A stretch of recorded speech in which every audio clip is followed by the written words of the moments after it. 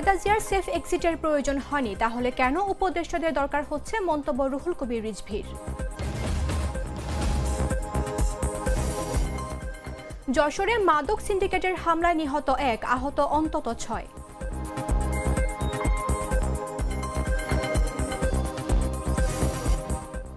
ফেনীতে আসামি ধরতে গিয়ে অস্ত্র ওয়াকিটকি খোয়ানো 6 পুলিশ বরখাস্ত।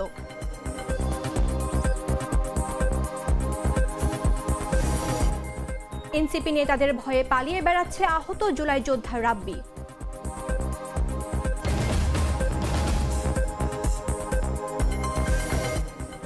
এবং ফরিদপুরের বেদে পল্লী স্থায়ী হলেও ভাগ্য ফেরেনি 300 মানুষের।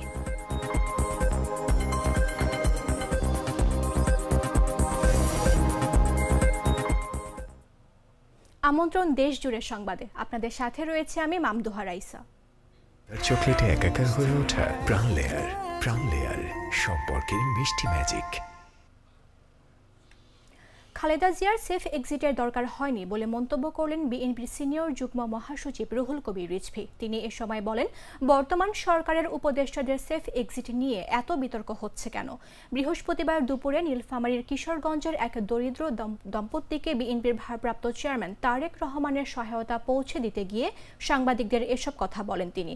রিজভী এ সময় বলেন, উপদেষ্টাদের মধ্যে কারা দুর্নীতি করছে, অর্থ পাচার করছে, কাদের সেফ এক্সিটের দরকার পড়ছে তাদের তালিকা দিন। বিএনপির বিরুদ্ধে শত সহস্র অপপ্রচারের পরও তারেক রহমান কোনো রাজনৈতিক দলের নাম ধরে অভিযোগ করেননি। এটাই পলিটিক্যাল ডেভেলপমেন্ট।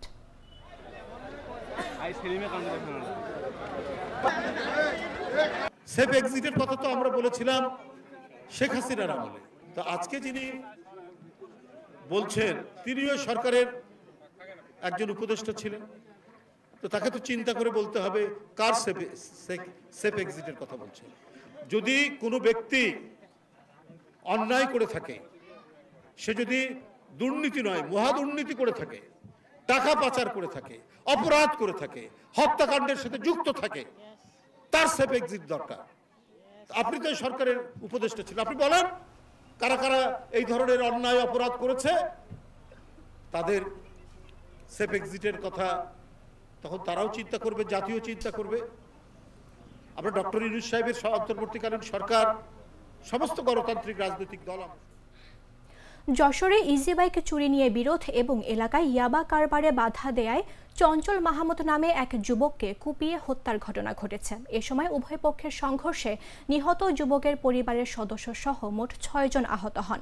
বৃহস্পতিবার সকাল 11টার দিকে যশোর সদর উপজেলার ডাকাতিয়া গ্রামে এই হামলার ঘটনা ঘটে। এ ঘটনায় অভিযান চালিয়ে সিন্ডিকেট প্রধান রবিউল ইসলাম, তার ভাই বিল্লাল হোসেন ও ছেলে মুন্নাকে আটক করেছে পুলিশ। স্থানীয়রা জানায়, সম্প্রতি নিহত চঞ্চল মাহমুদের একটি ইজি বাইক চুরি হয়।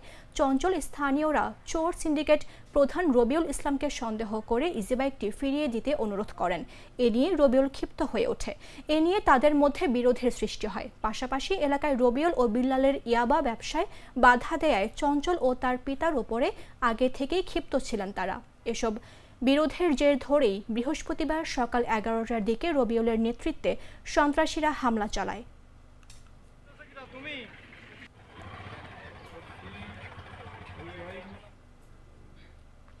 দিনাজপুরের চিরিরবন্দর উপজেলার আসাদুজ্জামান গত 7 বছর ধরে বাঁশের তৈরি চোঙ্গার ফাত দিয়ে ইঁদুর নিধন করছেন। প্রতিদিন 40 থেকে 50টি ফাত বসিয়ে তিনি মাসে 35 থেকে 40 হাজার টাকা আয় করেন, যা দিয়ে 3 সন্তান সহ 6 সদস্যের সংসার চলে।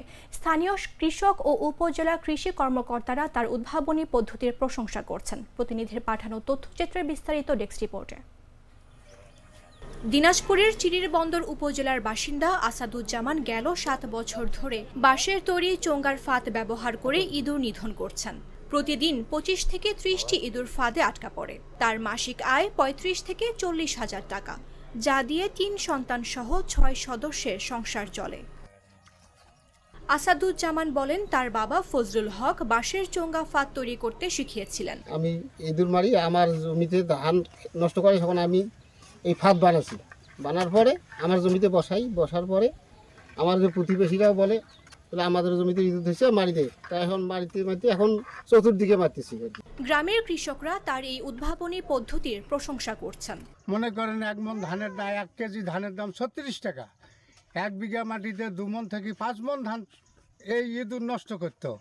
তা এই রাশিদুলের কারণে কৃষকেরা যথেষ্ট উপকৃত।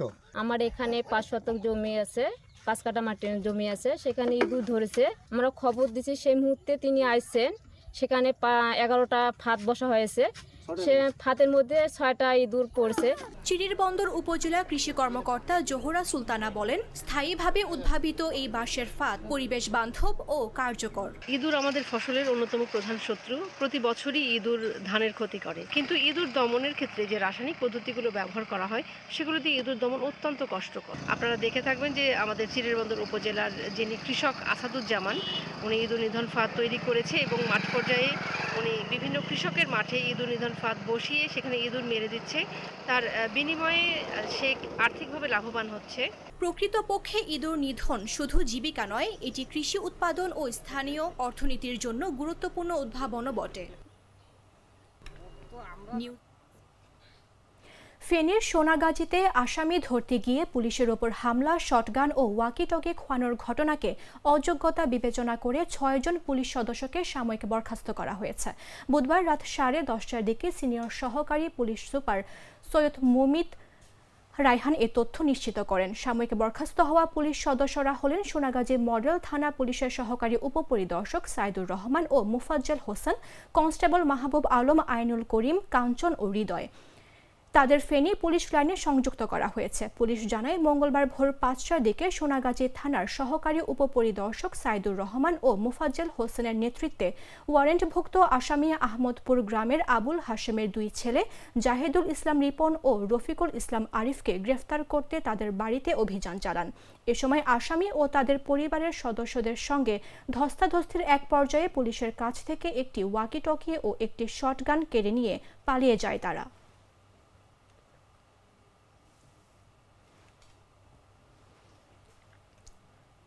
মা ইলিশ সংরক্ষণে সাগর ও সুন্দরবন উপকূলের নদ নদীতে চলছে কোস্টগার্ডের অভিযান। বৃহস্পতিবার দুপুরে কোস্টগার্ড মিডিয়া কর্মকর্তা লেফটেন্যান্ট কমান্ডার সিয়ামুল হক জানান, দেশের মৎস্য সম্পদ রক্ষায় ঝাটকা নিধন প্রতিরোধ, মা ইলিশ সংরক্ষণ ও সমুদ্রে মাছ ধরায় নিষেধাজ্ঞাকালীন সময়ে কঠোর নজরদারি এবং প্রতিনিয়ত কোস্টগার্ডের অভিযান অব্যাহত রয়েছে। তিনি এ সময়ে জানান, ইলিশ মাছের প্রজনন মৌসুম উপলক্ষে মা ইলিশ রক্ষার্থে ইলিশের প্রজনন ক্ষেত্র সংরক্ষণের উদ্দেশ্যে মৎস্য সুরক্ষা ও সংরক্ষণ আইন 1950 অনুযায়ী গেল 4 অক্টোবর থেকে আগামী 25 অক্টোবর পর্যন্ত মোট 22 দিন ইলিশের প্রধান প্রজনন মৌসুমে সারা দেশে ইলিশের আহরণ, পরিবহন, মজুত, বাজারজাতকরণ এবং ক্রয় বিক্রয় নিষিদ্ধ থাকবে। এ উপলক্ষে মা ইলিশ সংরক্ষণ কার্যক্রম সফলভাবে বাস্তবায়নের লক্ষ্যে সব রকম ব্যবস্থা গ্রহণ করেছে কোস্টগার্ড পশ্চিম জোন। বিধিনিষেধ কার্যকর করতে নদী ও সমুদ্র উপকূলে গোয়েন্দা নজরদারি বৃদ্ধি এবং দিন-রাত 24 ঘণ্টা টহল কার্যক্রম পরিচালনা করা হচ্ছে বলেও জানান তিনি। আমরা সার্বক্ষণিক নিরাপত্তা নিশ্চিত করে আসছি। একই সাথে আমরা মৎস্য সম্পদ রক্ষায় আমরা এই মা ইলিশ রক্ষা, জাটকা রক্ষা এবং সমুদ্রে যে সকল সময় নিষেধাজ্ঞা চলমান থাকে সে সকল সময় আমরা সার্বক্ষণিক নিরাপত্তা প্রদান করি এবং একই সাথে আমরা নিশ্চিত করি কোনো অবৈধ সময়ে বা নিষেধাজ্ঞা মৎস্য যেন না হয়। বাংলাদেশ কোস্টগার্ডের এই মহান কৃতিত্ব স্বরূপ আমরা 2025 সালে মৎস্য রৌপ্য পদক লাভ করেছি।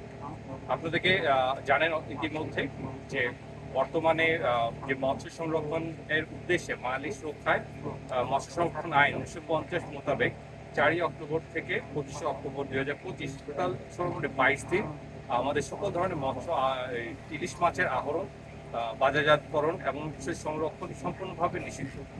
এই পরিকল্পনা বাস্তবায়নে বাংলাদেশ কোস্টগার্ড তার দায়িত্বপূর্ণ এলাকায় সার্বক্ষণিক টহল কার্যক্রম পরিচালনা করছে।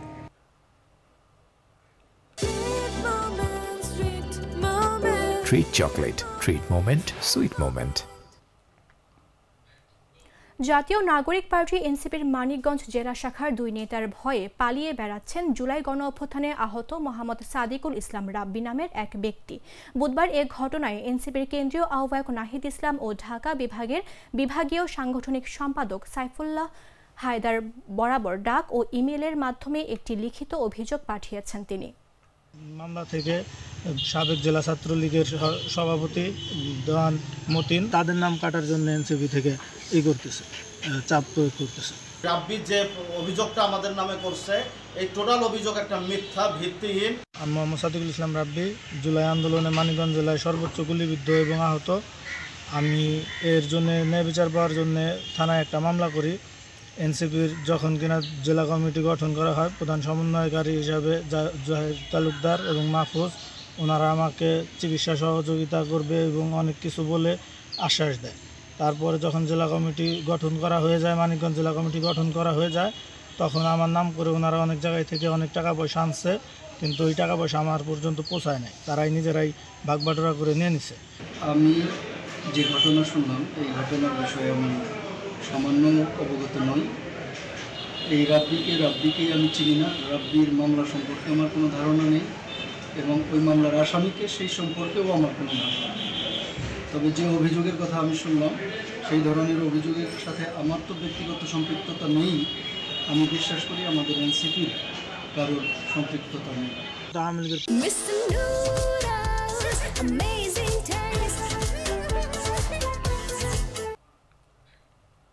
ফরিদপুরের মুন্সিবাজারে যাযাবর জীবন ছেড়ে স্থায়ী হয়েছে বেদে সম্প্রদায়। তবে এই স্থায়ী বসতি তাদের ভাগ্য পরিবর্তন করতে পারেনি।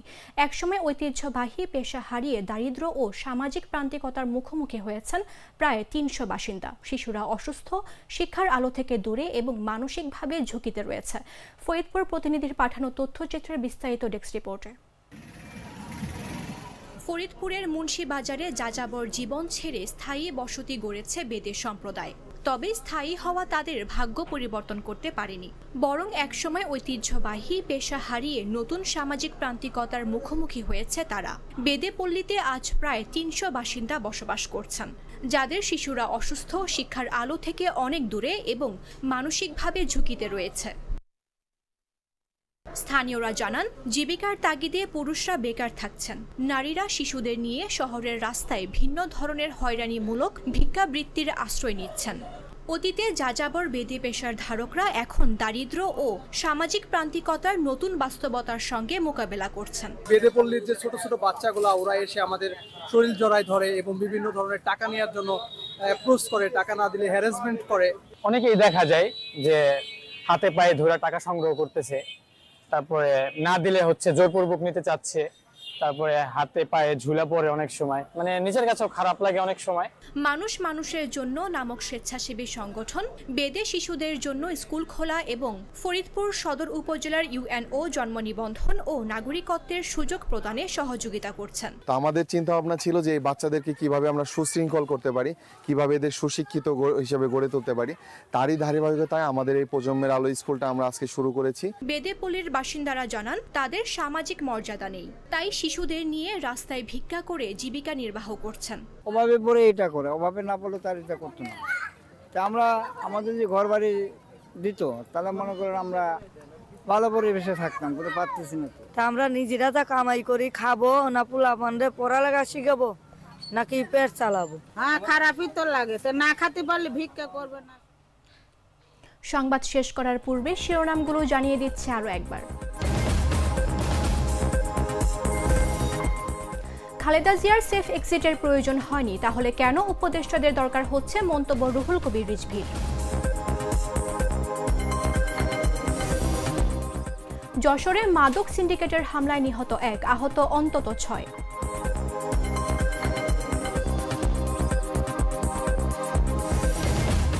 ফেনীতে আসামি ধরতে গিয়ে অস্ত্র ওয়াকিটকি খোয়ানো 6 পুলিশের বরখাস্ত।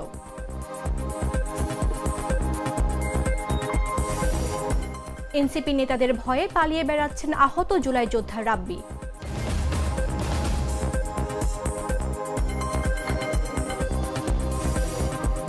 এবং ফরিদপুরের বেদে পল্লী স্থায়ী হলেও ভাগ্য ফেরেনি ৩০০ মানুষের।